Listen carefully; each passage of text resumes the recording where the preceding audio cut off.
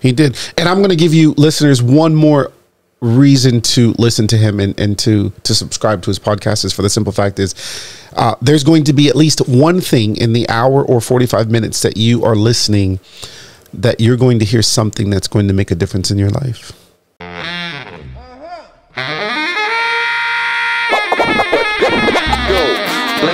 Ladies and gentlemen, you are now about to witness the journey that is the Lyfe Choyces podcast. Yeah!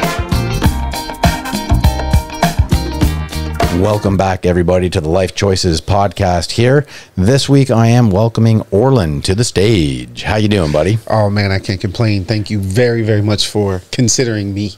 Well, on listen, your show. You came highly recommended. Highly? From our mutual friend. High or highly? Well, Which one? no, it was it was sober at that time. Let me tell you, I tend not to do anything until after I record. Got it. That's fucking. So hilarious. that's a great recommendation. I wasn't, or he wasn't, or they weren't high when they talked about me. Okay.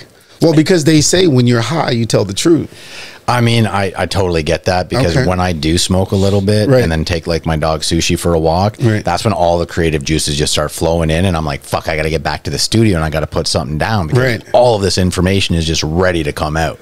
That's interesting. When I used to get high, it had nothing to do with food or thinking. Man. It was like, it was just like, what? That was it. Eh? Well, in high school, which is where I did most of it. Sorry, Mom. I mean, you kind of knew that anyways.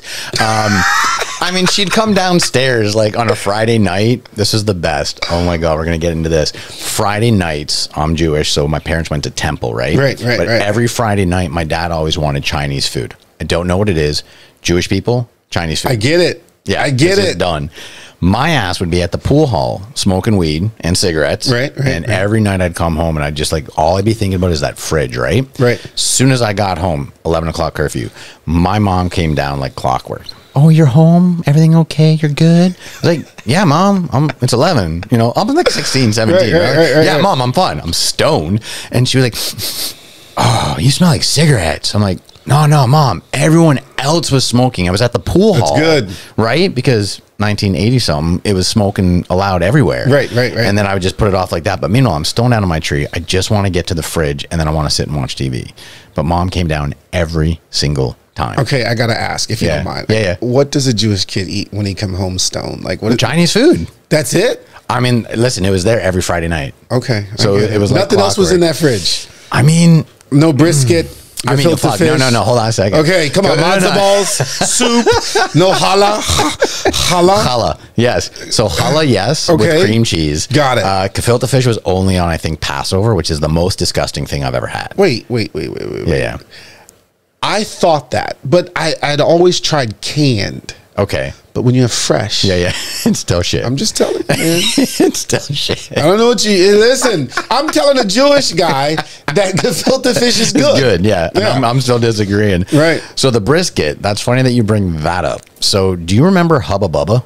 Hubba Bubba was a bubblegum brand. Oh, the one where you... Yeah, you just chew and chew and chew, right? Yeah.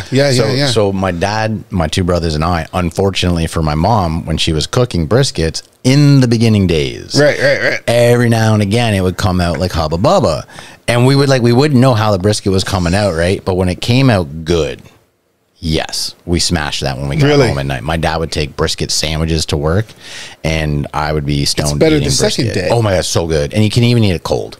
Yeah, my mom's brisket was legit for sure. We went from being high to brisket, and that's the podcast, right? Because we haven't even gotten into shit yet. We just went right off field right away. I love it. Your mom's like, this is where it's really gonna happen, huh? Well, listen, there's an episode just before this one that went up that I think my mom is like really like happy because I talked about my gratitude list that I say every morning and every night. And like the second or third thing has to do with her physical and mental health that I'm so grateful that she, I'm so grateful that you've allowed my mother to have, to continuously have, physical and mental health in order to see my company become the success that it is. But furthermore, to continue having physical and mental health in order to see the future successes in order to come on all the talk show tours with me.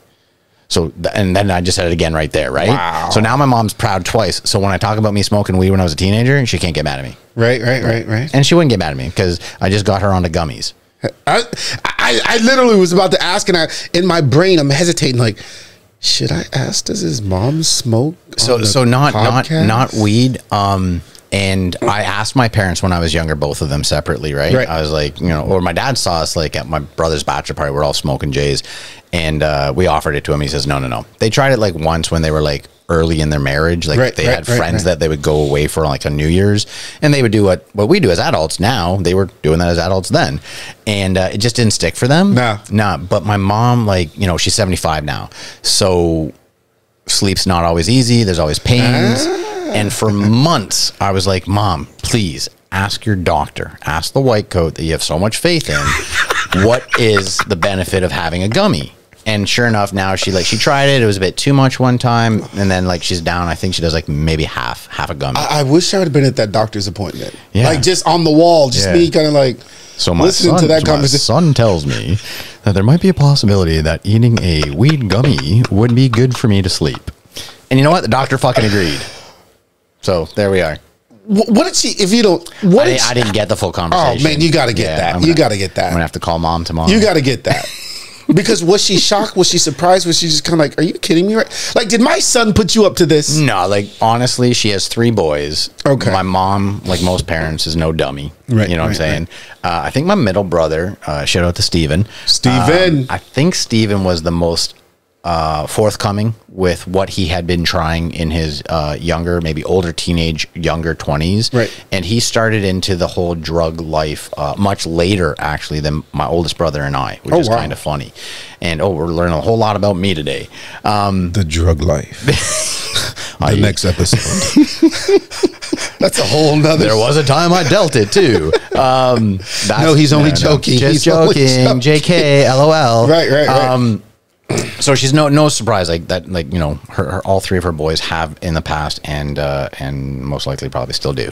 Right. In fact, I know they probably do because I smoke with them.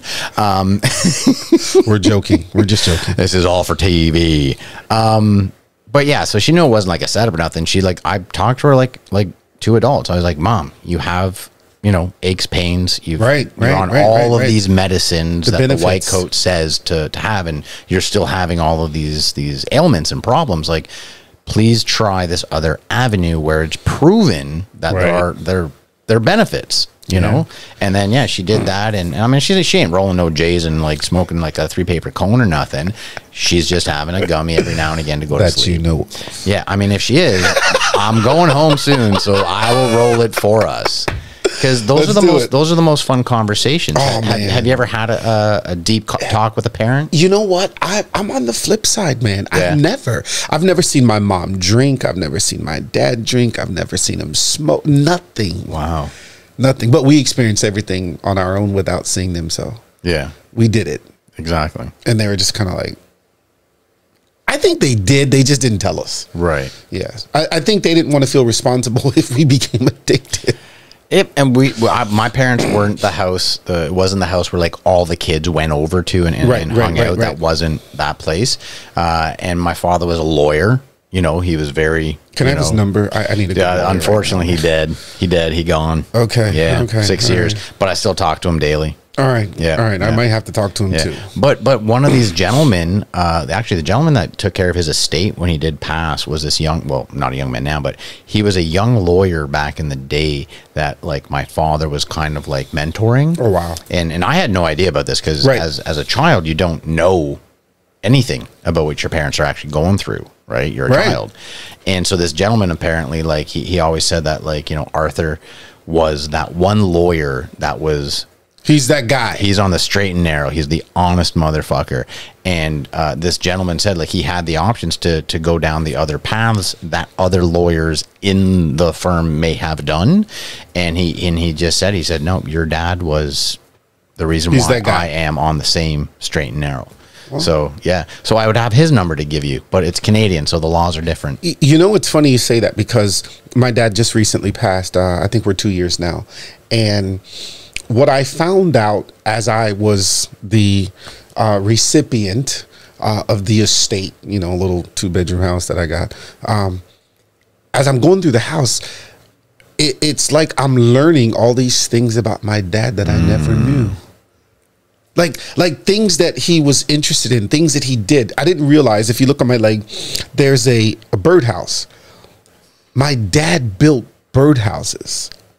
I had no and when I tell you he built birdhouses, I'm not talking about like this little, no. He built mansions. He built birdhouses that were shaped like homes, like mansions, and he built one that was shaped like the White House. Damn.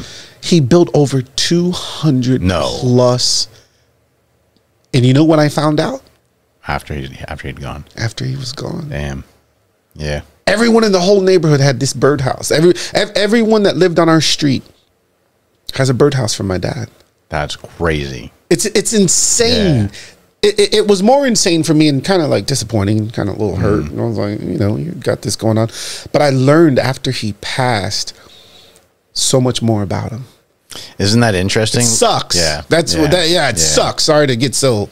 No, absolutely. It sucked. Yeah. It really, as a son, it was like, so my dad passed and people were coming to the house and they're just like, your dad was so cool. And I'm like, no, he wasn't. He was like, are you kidding me? Your dad took me to the Indians game. And I'm thinking to myself, he never took me to an Indians game. Oh, shit. So I'm thinking like a little left out here. Like, but again, I learned so much about my dad after he was gone. So I have kids. Okay. How many? I have 3 kids. Yeah. I think. I have none that I know about. That's what I always There say. you go. There you go. There you go. No one's I knocked on got the some door. out there. Yeah. But what I realized is I'm going to make sure that my kids are not surprised about who or what I am when I'm gone. And that's another reason why I love these moments. Yeah. Like to be here for my kid to be able to see it 20 years from now and say, it's my dad. He knows this. That's my dad. So this is a great opportunity, man. Thanks for having me, brother. My absolute pleasure. It's a different world that we live in right now. Like I was able to see little bits of footage back in the day because my dad had gone on and did some interviews on TV and whatnot. And it's funny to see that because this is like the 70s, when he was doing it. And once I was old enough to watch it, and the outfits and the hair is a little different. Yeah, but that's what, our kids will say about us, right? Exactly. Like, look at what they're wearing. It's interesting, and this is why I try to tell people, like, if you have a parent, like even if you just have one parent right now, you should do everything you can to communicate with that person, even if you're not within the same area. Like, I'm here. My family's in Canada. I travel for a living because I'm just constantly always going because that's the path that I chose. Yeah. But my mom knows that my phone is with me 24/7. Under my pillow, it don't matter.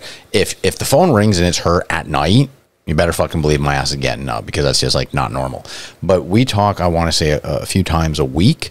And even though I know nothing really has changed in her week, she's 75. She lives at the condo. She has her friends that she plays Mahjong with. I think Mahjong. Oh, yeah. wow. They love it, right? Wow. And, one night a week, I think she goes to my oldest brother's for like dinner. And then like she goes to the other brother's house. It's like, there's not a whole lot of different in a week. No, absolutely. But to just call and be like, hey mom, how are you doing this week? Anything new? What are you watching? What series are you into? Wow.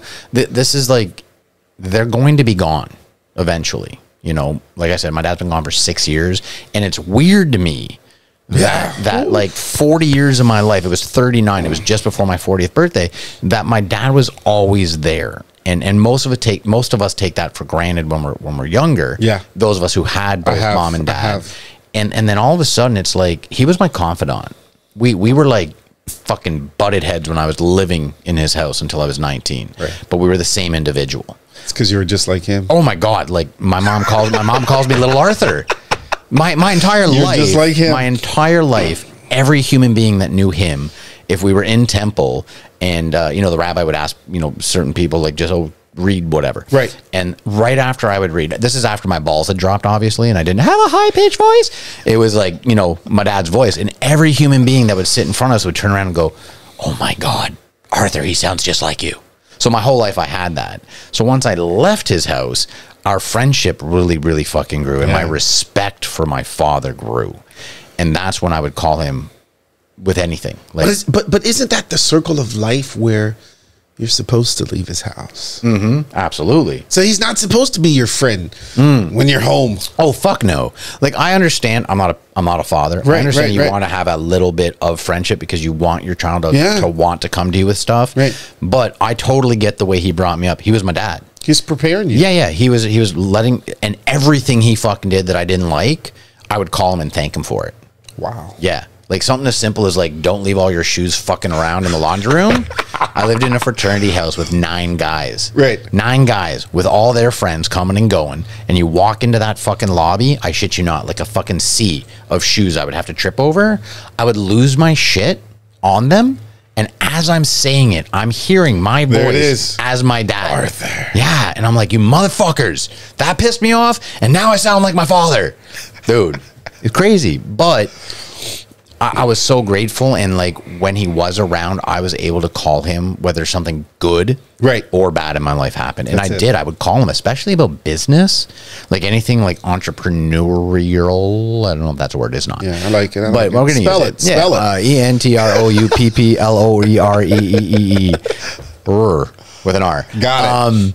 But yeah, he was there always, you know, and it's weird to me now because my life is so fucking awesome right now. Like, I couldn't be in a better state of mind, and I can't share that with him physically. Like, right.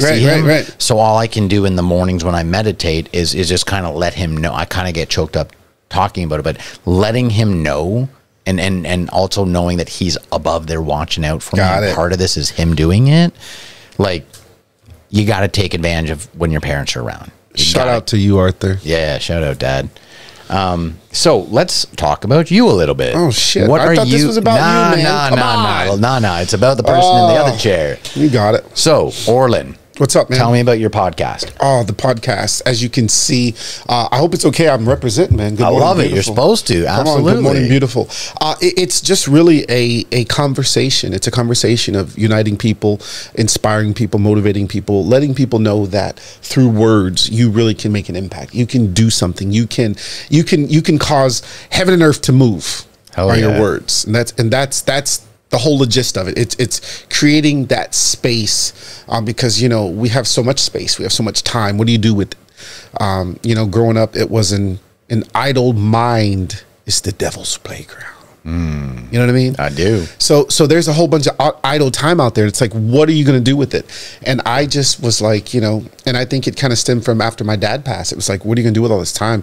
Because on his deathbed, I was there to see his last breath, and you know, a couple days before he passed, and, you know, I could just look at him and it was time. I could just feel that he was going through that point of if, coulda, shoulda. I could see it. He didn't say it, but I could see it. I could feel it. Man, I wish. And the only thing I could think about was time. I was like, shit. Man, imagine if he just had one more day. What would he do? What would he do? What wouldn't he do? Exactly. And here I am, you know, I'm 46. So it was one of those moments where, you know, I took advantage of what I learned in his bedroom for those couple months that I had with him. And I just want to take advantage of it, man, and be able to be that person. Be not that person of just one to walk into a room and look at me. You know, I want to be that individual that can walk into a room and leave something to inspire somebody to do something great for somebody else. I think that's why over the phone we connected, and the vibe is very good because we have the same outlook. I believe, like, when we leave this rock, it's not a matter of how much money did we make, how financially visible we are. It's what did we leave behind for the next generation to move forward with? Because that's what we're trying to. We're trying to build something for other people to keep carrying it on. You know, I listened to this podcast. Shout out to the Wall Street Trapper. Check my man out, man. This podcast is awesome, Wall Street. And he talks about legacy all the time. Everything is about legacy. He talks about the blueprint, you know, and Jay-Z talks about, he did a whole album called Blueprint. Exactly. And you know what's funny? It's funny, you don't realize a lot of times what people are saying or doing when you're 20.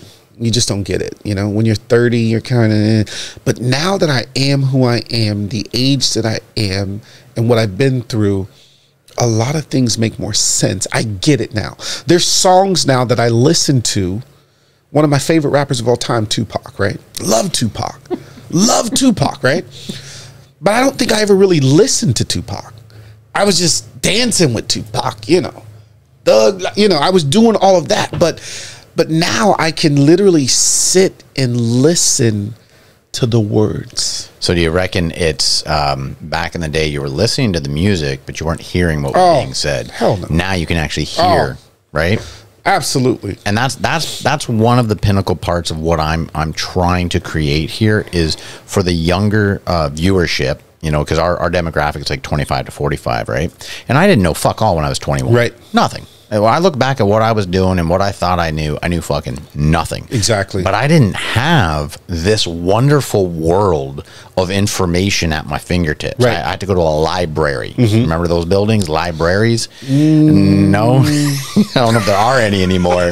I remember the librarian. Yo, fuck yeah. There you go. Did you hear that about the librarian? And that...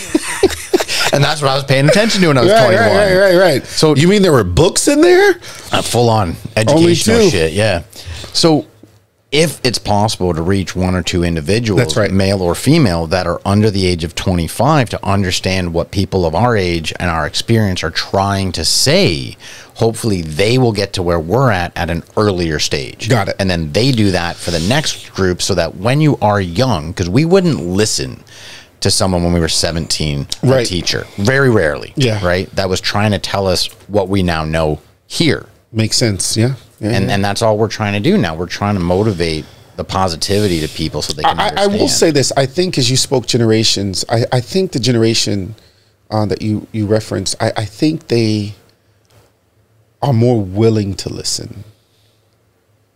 I really do. The current. Okay. Versus... I think we were the generation that it's hot. Well, I need to touch it. Yeah, I know you told me it's hot, but I need to try it. And we got burned and it hurt, but then, you know, we toughed it out.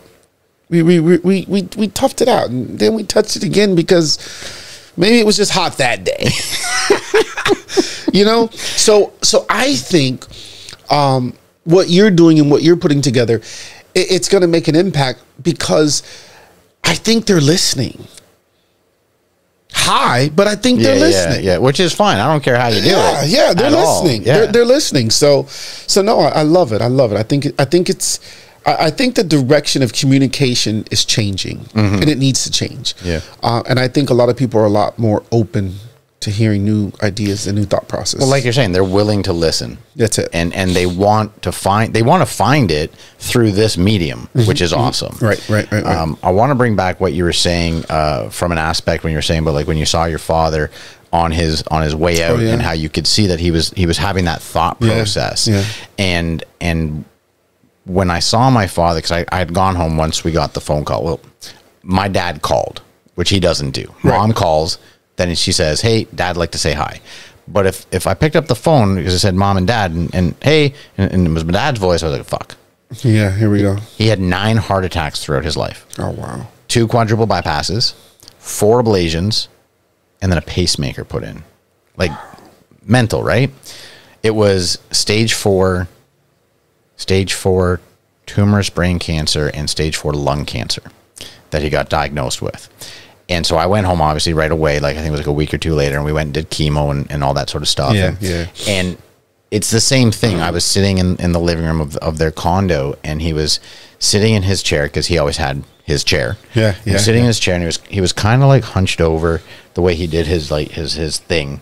And he wore glasses, and he would always like kind of like, you know, he did this thing that he would just always put them up, and I could see the same thing. I was like, in that moment, there was no one else in the room. It was just me and him, and I knew that he knew. Like, as much as he was saying, "Oh yeah, it's working, the chemo," and like, "Oh, this is good," like you could, like, I just knew he knew, and it was the same aspect. Like he was trying to figure out, did he do a good enough job? Yeah.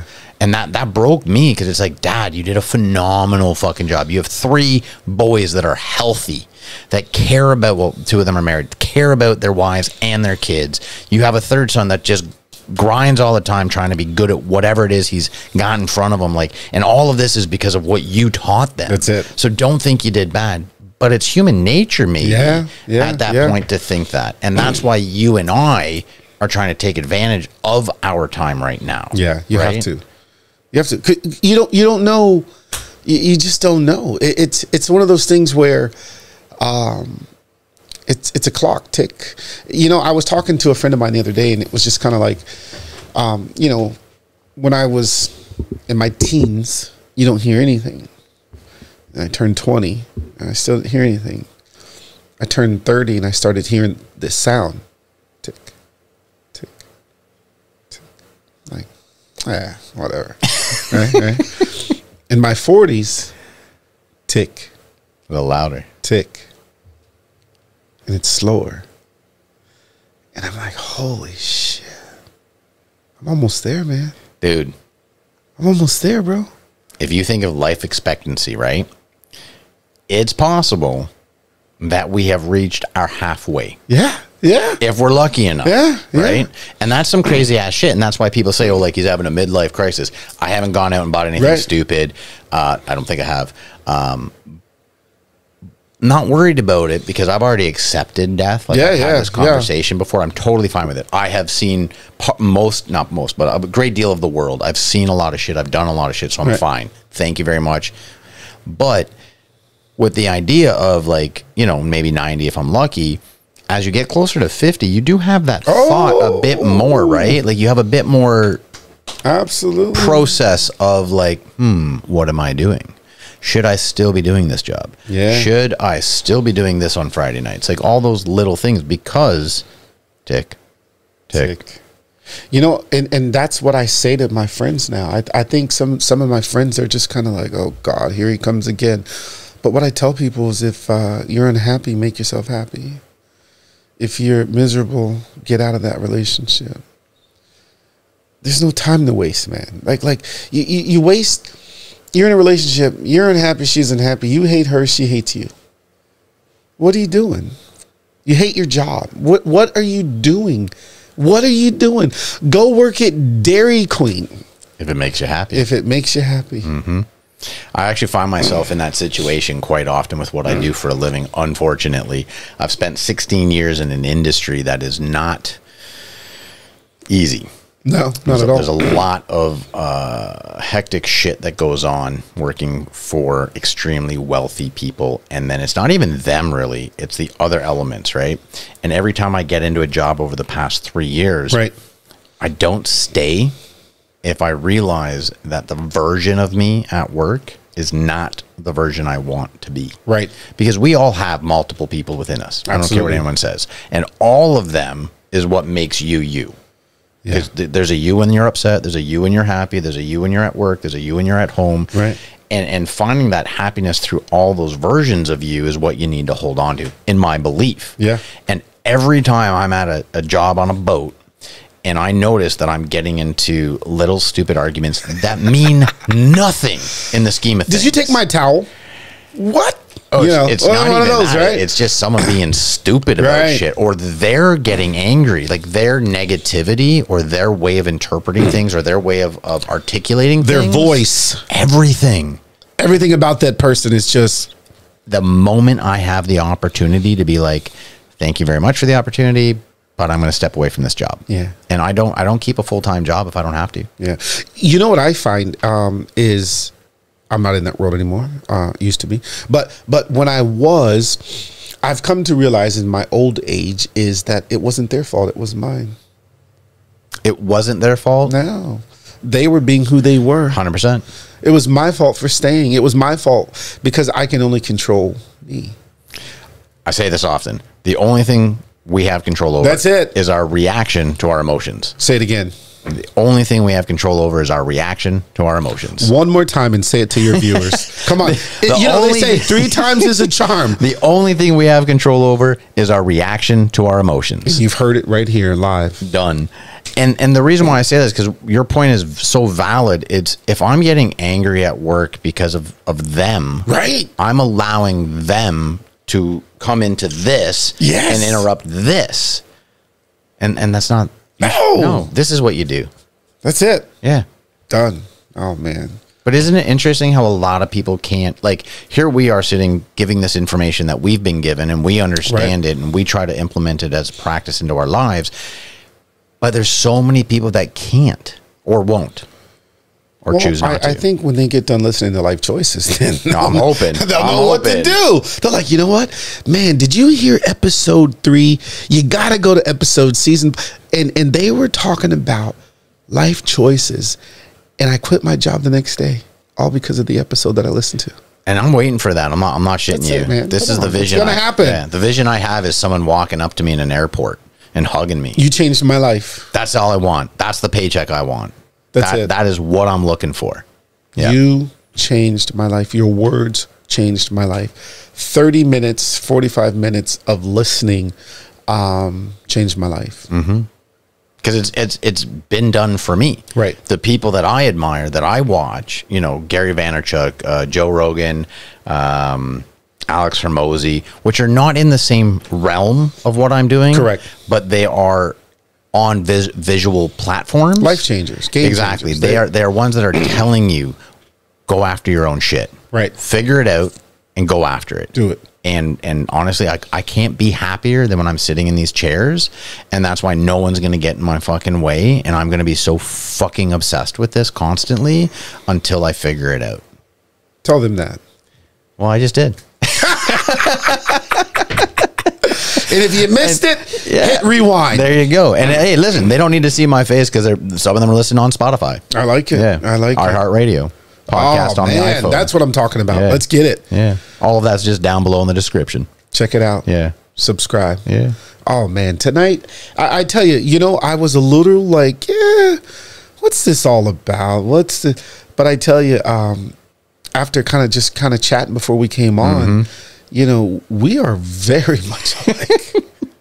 That's why our boys said you gotta hook up with this guy. There is nothing about your show that is coincidence of life, period. Right. I'm sitting here today for another episode. We'll have to do another episode, but I'm sitting here today blown away. Blown away. Number one, your energy, your tenacity. It was one thing over the phone. You know, you can do whatever you want over the phone, but when you meet a person, doesn't line up. And I got to tell you, you know, I kudos to you for just following and doing what you want to do, how you want to do it, when you want to do it. Thank you. Shout out to you, brother. Thank you very much. Appreciate that. Yeah, man, that's cool, man. And you absolutely will be coming on because like we talked beforehand, before we filmed, the new studio that I'm going to move into and I'm building it out and it's going to be epic. There's different types of platforms of podcasts that I'm going to be doing there. And you're going to come on all of them. Oh, man. Yeah. I love it. I have this one idea for the bigger podcast where there's going to be 4 bodies, you know, in the interview, but I'm going to be mixing it up. I don't want to say too much. I don't want the idea stolen, but we're going to get to it. The studio is going to be downtown West Palm Beach. Whenever I come into port, that's when I do all my batch filming. Got it. I will be booking people ahead of time, which seems to be getting easier for me, which is nice. Cause like, this is like episode, I don't even know, 40 or something like that. Yeah. You know, I heard today, so if this is episode 40, you have 60 more to go. They say it is the life expectancy, right? So the life expectancy of a podcast is if you film 100 episodes. That's like in the restaurant world, you know, getting the mark of 5 years. Right. So you got 60 more episodes to go. We're counting on don't quote me on that because I gotta look at my board now. How many episodes we've done? Season 1 was 23 episodes. Oh wow! Congratulations. And then so a thing I came across through researching podcasts, because as we do this, we sit in front of the laptop, often watching other people. There was a statistic that says that if you film and upload, I think it was 22 21 episodes, you're in the top 5 percentile of podcasters. That's it. Which is hard to fucking fathom considering how many epically awesome monsters there are in the podcast industry. Right. But think about how many people don't bother to follow through with their dream. And after 4, 3, 10, 12, 15, they don't continue doing it. Right. At that time, when I watched that was back in like the spring when I first started doing the podcast. And I was like, 22 episodes? I'm like, I'm doing that. Like that was like the easiest challenge I ever had. I'm doing this. And now, like with what I showed you on the calendar, with this season will be, so this season actually will get me to almost 50. So season 2 will get me to close to 50 episodes. So season 3, right? So I would say by the summer, you got me going now. Now I'm excited to see who I have on the show for the 100th episode. Oh man, come on! Right? Who should I bring? Yours truly. It'll be the best of. I think it'll be like the best of. So like three people that I just fucking vibe with. I like it. So yeah, but I'm keen to see what you and I collaborate with in the future, because there are too many similarities. The age is there. We're from the same generation. We have the same outlook on what we're trying to get done. Same tattoo 7. Well, dude, that's what I fucking loved. When I saw that 7, I was like, it's a way better 7 than mine, because this was put on when I was 19. Shout out to JR Tattoos. Okay, Ashtabula, Ohio, hometown. Ohio. You know, he does. What's the style? It's Old English, not Old English. What's American Heritage? What's American the style? Heritage? Oh, I don't know. Oh man, I can't think of the style that he tattoos, but he was dating a sister of mine. So so I just said, you know what, dude, I'm saving you a spot on the body. Let's get it done. So I went up there and he just hooked me up, man. I'm running out of space. Yeah. Yeah, I'm looking around. Is that a sparrow? That's a sparrow. He did that as well. All right. Where is it? Okay, right there. We got a clock here. I got a sparrow here. Come on. I got my clock right here. Come on. I'm just what I'm saying. Like, what we got going on here? Sheesh. It's meant to be, man. It's meant to be. Shout out to you, Cosmo. This brother here, man. Yeah. He's a connector. That's what he is. Yeah. He's a connector. So shout out to you, Cos. His soul is amazing. Oh, man. After he was on this show, and I feel bad because I'm such a busy human being, because I have a job that I have to do like 16 hours a day. Then I got this I want to do after the fact. Right. I give myself, the newest thing is that I'm doing is I'm only giving myself 6 hours to sleep, because I need to put time in with my dog and my friends. Damn, they bark as soon as I say it, eh? What the fuck?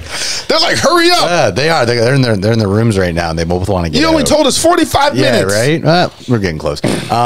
But he would hit me up, like, honestly, like almost every second day after he was on, after we recorded, inviting me to go like surfing or go grab a coffee. And I was like, dude, like when my life slows down, or when I choose to get more balance put into it, I guess. I mean, I'm hitting him up, man. Like, someone to like think that much about you, where like he just met you and he's like, yo, dude, I'm going surfing. You want to come catch some waves? I was like, dude, I wish I wasn't working. I've never surfed before. I'm a novice. Yeah. I learned in Costa Rica, like, fuck me. I don't know. I hear if you're going to learn, you can go to Costa Rica. Yeah, Costa Rica or Bali. Yeah. Both those places are pretty awesome. Yeah. Do you travel? Have you traveled? I do. I did a lot of the Western Caribbean. So we would go to St. Martin, St. Thomas, Dominican Republic, Haiti, Cuba, Jamaica. Check. I haven't done Haiti. No. Don't. Yeah, okay. Do it. Noted. Yeah. St. Martin, St. Thomas. I spent whole winters there. Yeah. No, it's fun. It was fun. It was a great life, but again, Tick. And it's just like, no, man, I want to be where I want to be. I want to do what I want to do, love what I love. See, I'm with you on that, and that's why this to me is my love, because I can do this anywhere. Right? Like, once I even set up the studio, I'm still looking at investing into what equipment I need to take it on the road. I also want to do like the van life. I want to take my dog Sushi, hop into a big RV, and have my equipment with me so that I can just go places and just pull up and do it. It's funny. I never... growing up in a city, I'm from Ohio, growing up in a city life, it's like, you just don't think like that. It's unfortunate, but it is what it is. I didn't even know what a fucking RV was when I was growing up. Young black man growing up, you're not thinking of traveling. You're not thinking, you're just dealing with what's in front of you. Yeah. And being able to be where I am today there's a gratefulness that I have in my heart because I know I'm fortunate. I know I'm fortunate. That's another reason why I do what I do. I think that's the reason why you do what you do, is to be able to let people know it's possible. That is the whole point of this, is for people to see me start at zero. Yeah. I mean, at fucking ground zero. Yeah. In podcasting.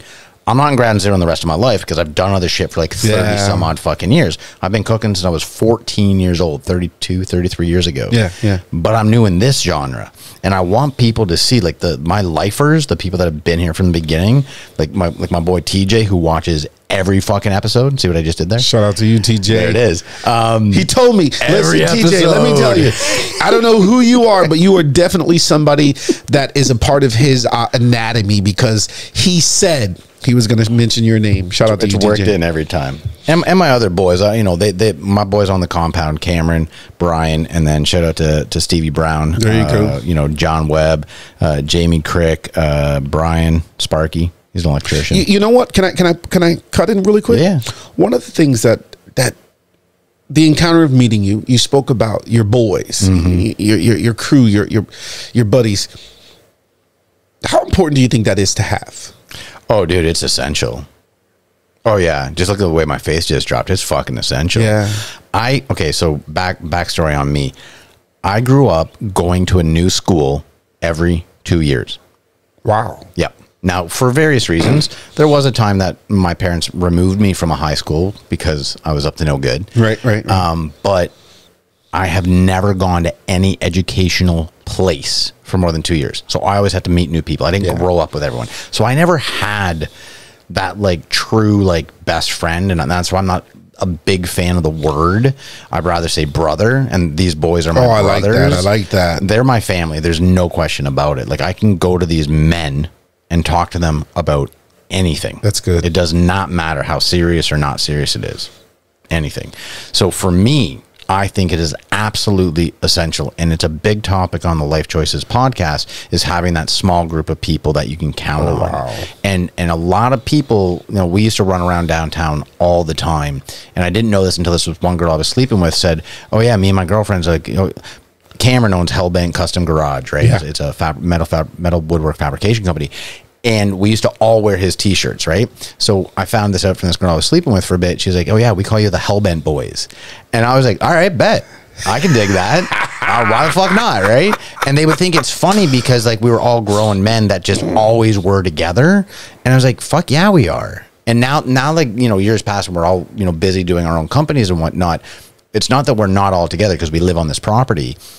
We just don't all go out downtown all the time anymore. Right. But I would be lost if I didn't have these humans in my life. I don't know where the fuck I would be right now. How many men could honestly say that? Not many. I don't know, and it's unfortunate if there is not a lot. You make my life suck now. I don't have a tribe. Dude, listen. I really don't. Listen. I want one though. We hug. Is it too late at 40? No, it's not fucking too late, dude. All right. Dude, I just found these guys like 10 years ago, 15 years ago. Okay. When 2010, but like solidified probably maybe 2013, 14. Like it took a couple years of like hanging out and like doing different things. But it sounds like you got to put in work. Like you got to be who you are. You got to be real. You got to be upfront. That's the first and foremost. Okay. You got to be you, right? That's it. And the people that you attract are like, they need to be the same. I don't want to say they have to be the same because we're all fucking different. They have to be on the same level of what they're wanting in life and where they're going. Because if they're not, if you're not all trying to move up, then someone's going to get left behind, or someone's going to move on, or someone's going to move. You know what I'm saying? Like, they're going to slow you down. Something. You have to know, this is so great. You have to know when to let go of those people that are in your life. Ooh. It does not mean that they're here forever. People are here for a season, and you have to pick and choose when they are. And you might be a season in someone else's life, you know, that you once knew. But if they are good fucking human beings and you can be the truest you around them. I mean, these motherfuckers see me in a sarong daily. Do you know what a sarong is? You see my eyes, right? Yeah, you have no idea. You see my face. Okay. My face didn't even move. Like I didn't blink.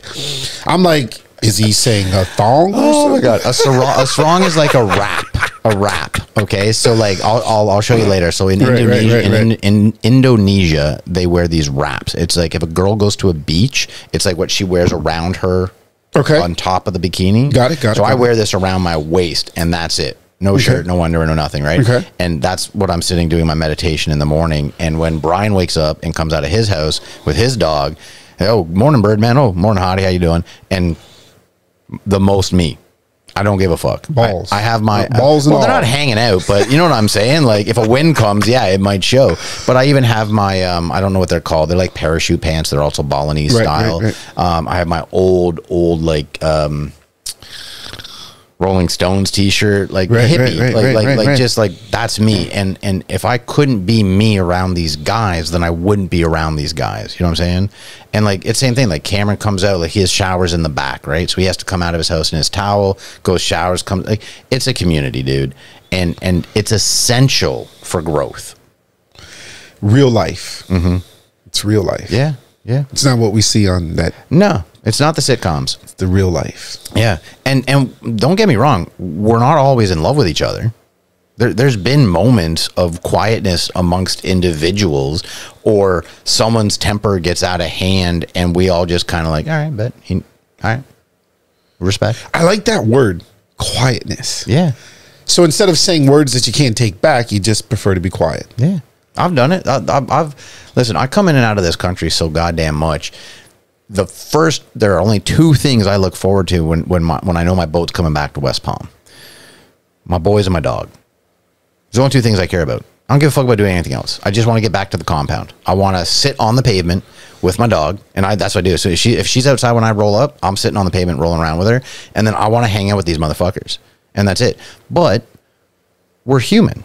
And we all go through things, right? Right. And sometimes we interpret things that other people are saying or doing differently, or maybe not the same way it was intended. And I'm not going to say anything that's going to disrupt the environment. I'm going to remove myself away from it so I can figure out why. Why am I being affected? Why am I thinking this about that?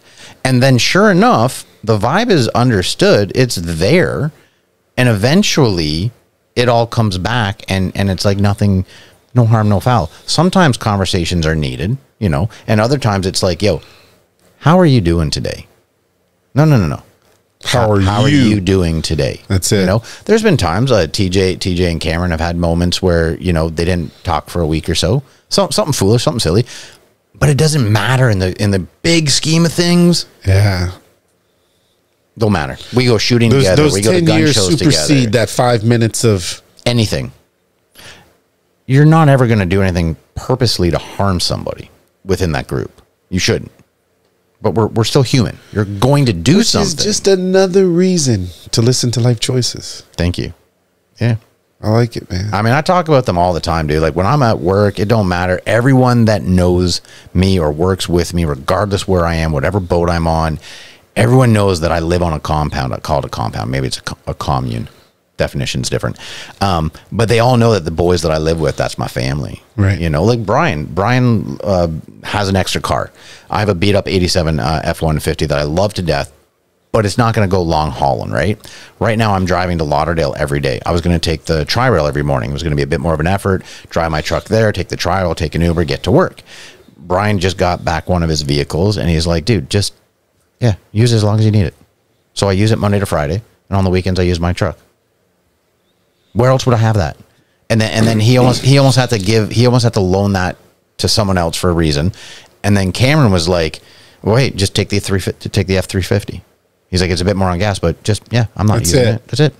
There's no. You're not without anything." You know what I love? You know what I love as you were talking? It's not even a question of asking. They just do it because they know there's a need. Absolutely. Oh man. Yeah. And it's like when we do dinners or whatever, like I guarantee you. All right, no message. Cameron and TJ went to the gym, and TJ knows I just came from work home, set this up, and had this going. 9 times out of 10, he'll either call or he'll just have dinner. They went and bought dinner, and it'll just be in the garage. All right, I got a question for you. Yeah. Have you guys all been on the same show together? All on the no. So with Life Choices, the early days before the podcast, TJ, Cameron, Brian, all three of them separately, I did like a 20 questions with them. Right. And because I was doing different types of videos back then, and so they have all, and a few other guys have had that. And then we did this thing. I have the footage on one of my backup hard drives where we had a barbecue here once, and I had one of the girls that was like part of the production team, right, was set up in like one of the units. And everyone that was at the barbecue came in to kind of talk and find out about, oh, how did you guys all meet? And like, how long have you known Brad? And blah, blah, blah. And it's so fucking hilarious to watch that footage. Because that was like 3 years ago. And I came across it the other day when I was trying to pull some like reusable content. And I watched the fuck out of these things, dude. And it was awesome. You know, that's the beauty of film. That's the beauty of recording. That's the beauty of being able to capture the moment. You know, I remember watching a documentary about Muhammad Ali, and I actually took this from him, is he recorded himself talking into a recorder to leave for his children. Love it. So back to my dad. As he was declining, he didn't know I was recording him.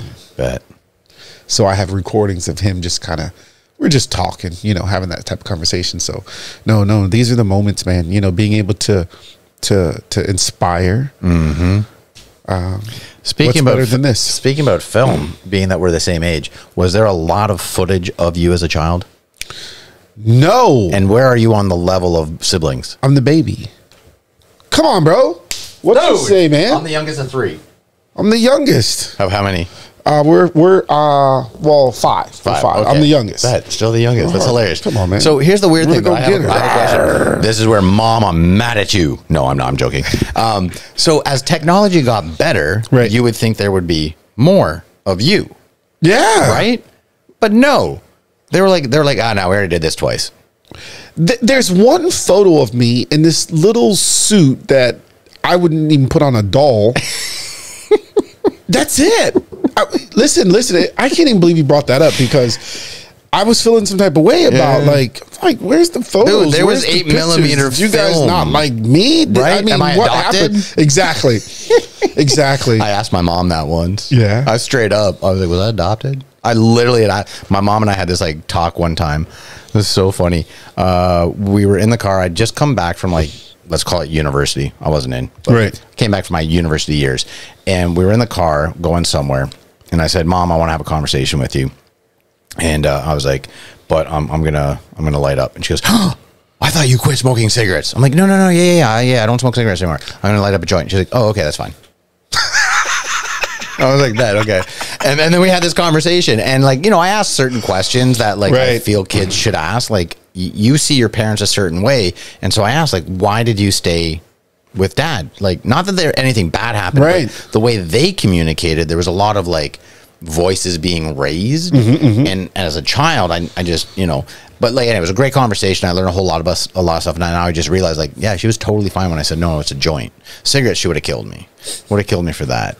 It's a green cigarette. Yeah, and she was fine with it. She didn't. I've been dying to do this since I got here, bro. The no shoes? No. The cross legs. I'm seeing you, bro. I gotta try it, bro. Like, come on. It's so funny because if you go back, is that it? Is that how you do it? Does it matter where they go? It don't matter. No, I'm not full yogi like where you're doing this and then the other foot comes up on that. I'm not that flexible yet. I've only been doing yoga like. But am I all right? You're good. All right.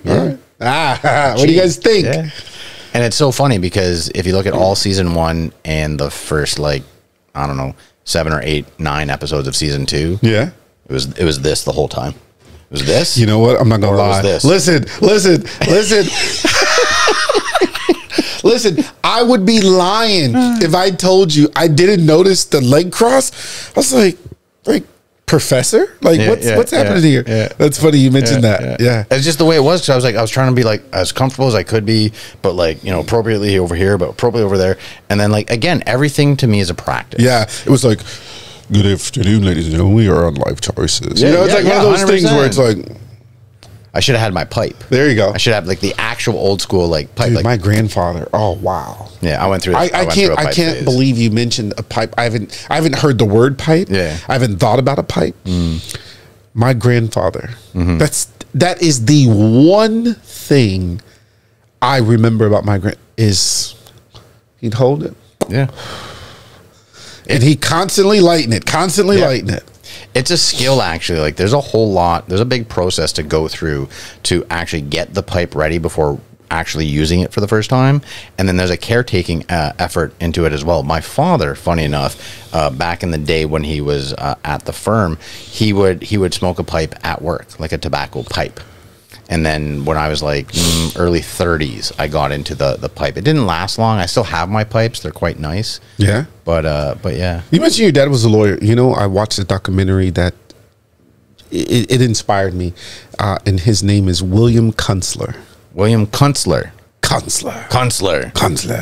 Out of New York City. Yeah. And he was a civil rights lawyer. I would tell you in the audience, look him up.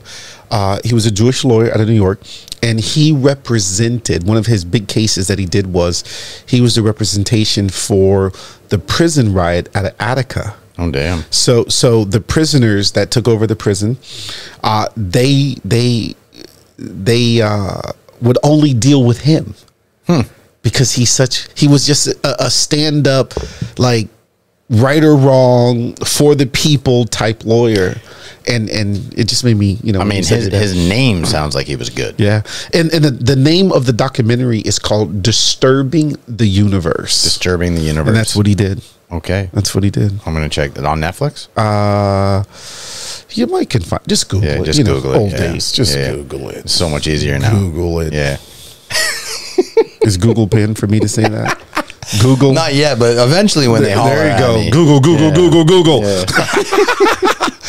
Cha-ching. Help a brother out. Yes, Google. But it's funny, like how you brought up the sitting cross-legged with me in the podcast is, with everything in my life is a practice, and I try to explain this to people, regardless what you're doing, whether you're learning yoga, guitar, walking, any activity at all, everything is a practice. We did not get good at our professions before we got into podcasting without doing it every single day, like 32 years. And I'm able to say that I am a private, they use the word chef. I'd rather say I cook, but I'm a private chef for billionaires. Right. Like I still can't really fathom it, but 33 years of practice. Almost every day, because I never really took days off when I was younger. Yeah. If I could make money, I was like, well, I'll just go to work. Like, I don't have any plans tomorrow. I'll go to work. But that's all that practice got me to where I can now say that's where I'm at. You're it. Now I'm practicing this every day, and I love it. And every single day that I do something different is for the better, and is because I'm realizing that all this is a practice. Yeah, it's not going to take you to 33 years, though. I hope not. I hope not. Oh, no. But it's still going to take me more than a day, more than a month, more than 6 months, more than a year, more than 2 years, more than 3 years. And I'm fine with that. Yeah. But I have the understanding that I have to practice everything. All the time. Yeah. Practice, and it's like the world, it's choices. Mm-hmm. It goes back to life choices. It's understanding what you want and accepting the fact of what it takes to get it done. Being okay with looking foolish. Yeah. That's something that people really can't handle. Not at all. That's why they don't try or don't continue. Because if they don't get the accolade right away, they feel foolish, and then, no, I can't do this. I'm not doing it anymore. Yeah, I'm the other fucking side, dude. I'm like, every extra dollar I have, throw it into the podcast. Could you imagine if Facebook, you couldn't do likes? On Facebook? Yeah, just imagine if there were no buttons to hit like or to put a smiley face. It was just content. You can't comment on it. Yeah. Can you imagine? I don't know what that would do for people. I think you'd find less videos. I think you'd find less photos because, as you just said, and I agree with you, people want the accolade right now, instantly. Yeah, they right want away. that instant gratification. Yeah. And I'm so, who was it? I think it was Alex Hermosi. Do you know who that is? No. Alex Hermosi is a mogul in business. He started out opening his first gym, where he slept on the gym floor for 9 months. Wow. Right? He eventually got that into, like, across the state, across the US, like just massive. He's had multiple businesses that he has then sold for multiple millions of dollars. Got it. And he says in an interview, and I forget which interview, but I actually quoted him months ago, and this time I'll get it better.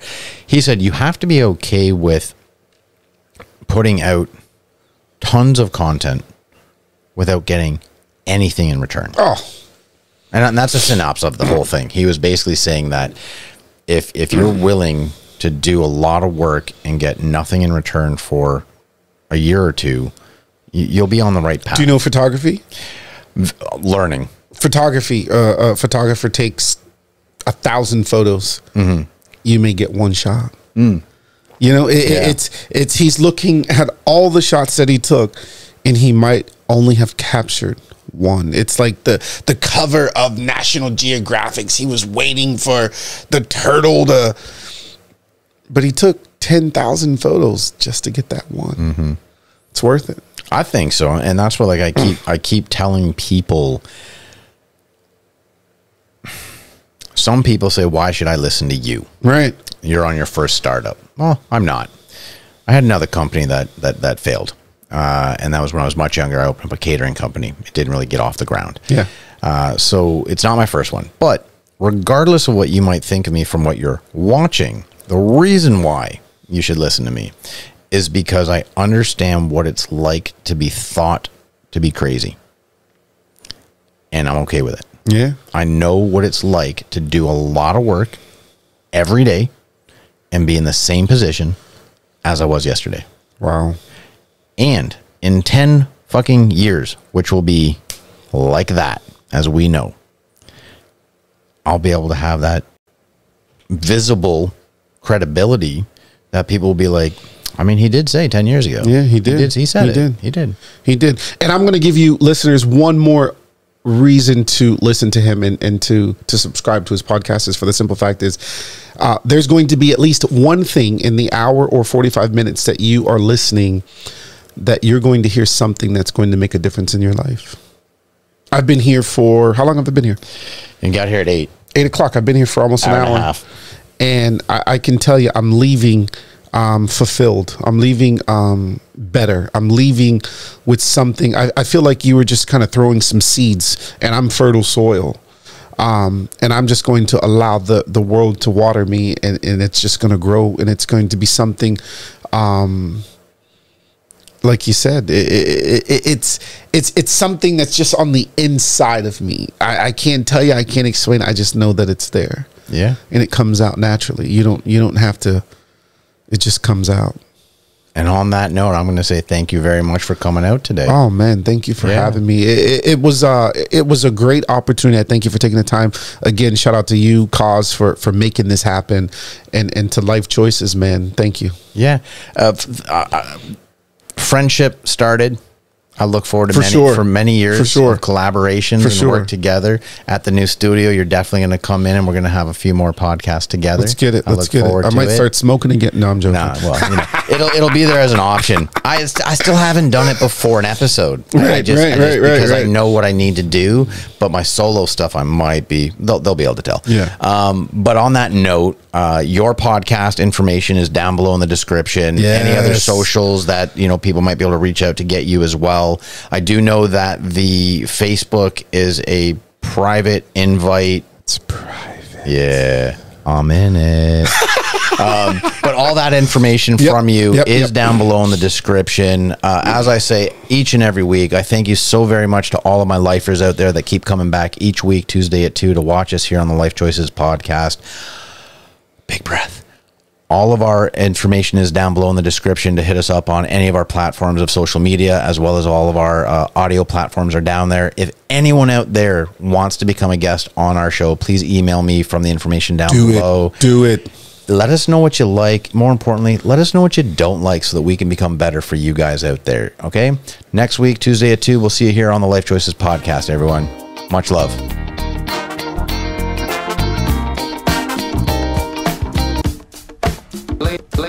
Ladies and gentlemen, You are now about the Journey Lyfe Choyces podcast.